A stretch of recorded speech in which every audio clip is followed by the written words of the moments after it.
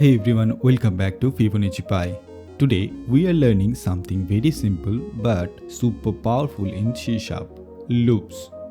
Loops help us repeat work automatically. Think of it as telling the computer do this again and again. What is loop? Imagine your teacher says write your name 10 times.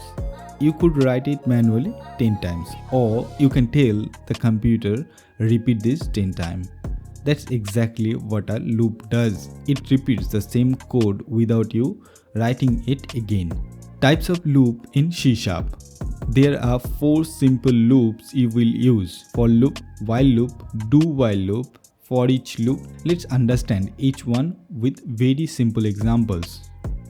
First, for loop, the counter loop. For loop is used when you know how many times you want something to repeat. Example, print numbers from 1 to 5.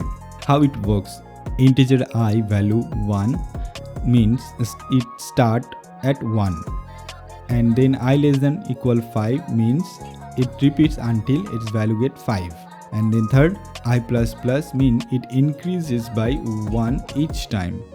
It's like counting on your fingers. While loop repeats until something changes. A while loop keeps repeating as long as a condition is true. Example, keep printing numbers while the number is less than or equal to 5. Do while loop runs at least once. This loop is very simple. It always runs once even if the condition is false. Example, integer I, the value is 1, and do the console.write line. So it doesn't check anything, it runs at least once. Then after it go to while when the value of I is 5. So it will run until 5. Think of it like trying food.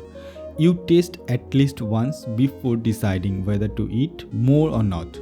For each loop, best for list. It automatically picks each item in a list one by one. Example, we have a list of names and we are going to write using Foreach.